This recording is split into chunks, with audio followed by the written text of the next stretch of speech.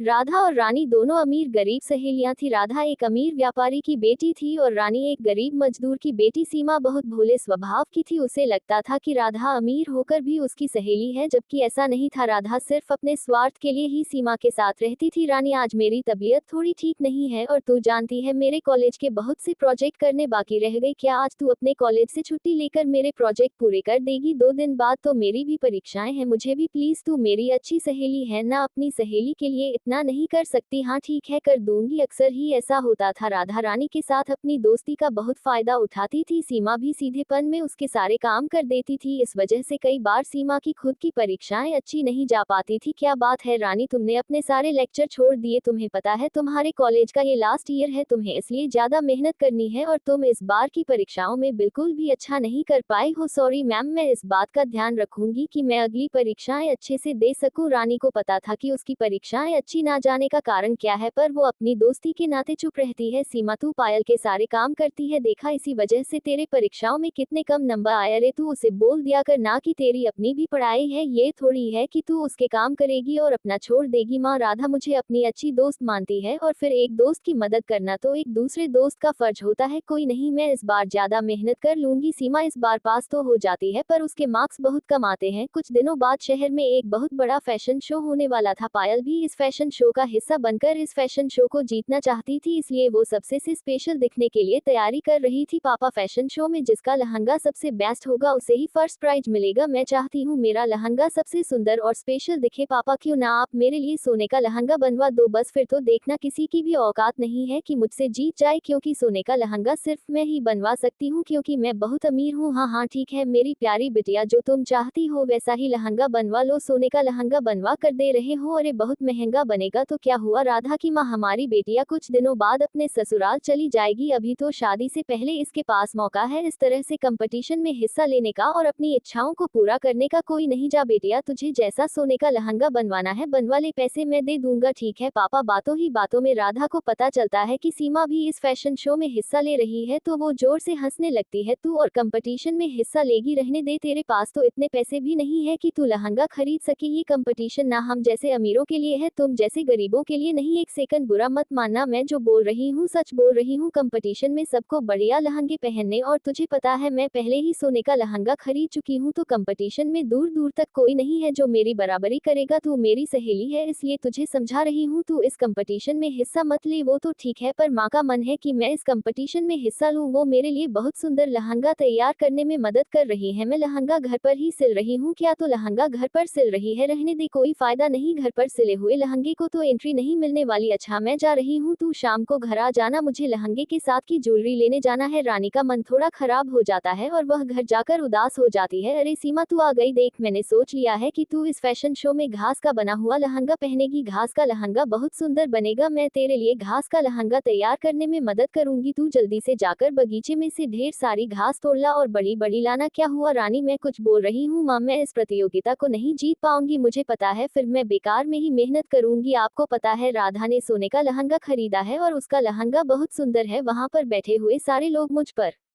हंसेंगे अगर मैं घास का लहंगा पहन कर जाऊंगी। तो सीमा, अपने ऊपर विश्वास होना बहुत जरूरी है, तभी हम दुनिया को जीत सकते हैं। अपनी कमजोरी को अपनी ताकत बनाओ। हार और जीत कुछ नहीं होती, प्रतियोगिता में हिस्सा लेना ही बड़ी बात होती है, और तुम इस प्रतियोगिता में हिस्सा लो। हार और जीत का फैसला छोड़ दो, बस तुम अपना 100% दो। अपनी माँ की बातें सुनकर सीमा में हिम्मत आती है और वह अपने लिए घास का लहंगा तैयार करना शुरू करती है। फैशन शो आने तक सीमा अपनी माँ के साथ मिलकर बहुत बढ़िया घास का लहंगा तैयार कर लेती है। जब पायल फैशन शो वाली जगह पर पहुंचती है तो सीमा वहीं खड़ी हुई थी। रानी का लहंगा बहुत अलग डिजाइन का था। सीमा के लहंगे को देखकर पायल के साथ की और भी लड़कियां हंस रही थी। रानी, तूने ये क्या पहन लिया? तू बिल्कुल तमाशा लग रही है। मैंने तुझे मना किया था ना कि तू इस तरह की कोई हरकत नहीं करेगी। अब मेरे से दूर होकर चल, मैंने सोने का लहंगा पहना हुआ है, तेरा घास का लहंगा मेरे सोने के लहंगे को खराब कर देगा। हाथ दूर हट जा। ठीक है राधा, फिर मैं अंदर चली जाती हूँ, मैं तो गेट पर तुम्हारा वेट कर रही थी। सब लड़कियां बहुत पैसे वाली घर की थी, खासकर राधा का लहंगा जो सोने का बना हुआ था। सबने पक्का यकीन कर लिया था कि प्रतियोगिता का प्रथम पुरस्कार पायल ही जीतने वाली है। फैशन शो स्टार्ट होता है, एक एक करके सारी लड़कियां स्टेज पर पहुंचने लगी। राधा का नंबर आया तो वह भी स्टेज पर पहुंची। उसके बाद सीमा की बारी आती है। सीमा अपने घास के लहंगे को पहनकर स्टेज पर पहुंचती है तो जज रानी की क्रिएटिविटी को देखकर चौंक जाते हैं। सारी लड़कियां स्टेज पर खड़ी होती हैं, जिन रानी भी खड़ी थी। मुझे तहे दिल से यह कहते हुए बहुत खुशी हो रही है कि यहाँ पर जितने भी जज आए हुए हैं उन्होंने इस फैशन शो प्रतियोगिता की फर्स्ट विनर चुन ली है। मैं अब उस विजेता का नाम बोलने जा रही हूँ। तो आज के फैशन शो की फर्स्ट विनर है रानी। जी हाँ, रानी ने इस फैशन शो के लिए जो लहंगा तैयार किया है वो इन्होंने घर पर ही सिला है और इसी वजह से इस प्रतियोगिता की पहली विजेता रानी बनी है। रानी के लिए जोरदार तालियां। रानी को विजेता देखकर पायल जल भून जाती है और फैशन शो छोड़कर चली जाती है। उस दिन जब राधा फैशन शो छोड़कर गई तब सीमा को एहसास हुआ कि राधा उसकी खुशी में शामिल नहीं हुई, क्योंकि पायल के मन में स्वार्थ था। वह तो केवल रानी का इस्तेमाल करती थी अपने काम पूरे करवाने के लिए। सीमा को पुरस्कार की ट्रॉफी मिलती है। धीरे धीरे रानी सफलता की ओर बढ़ने लगती है। रानी अपनी मेहनत से आगे तो बढ़ गई थी, पर उसे एक बात का दुख था। उसने अपने जीवन में दोस्त को पहचानने में बहुत बड़ी गलती की थी। हेलो दोस्तों, कैसे हैं आप सब? हमारी कहानियां देखने के लिए हमारे चैनल को सब्सक्राइब कीजिए और हाँ, बेल आइकॉन पर क्लिक करना मत भूलिएगा।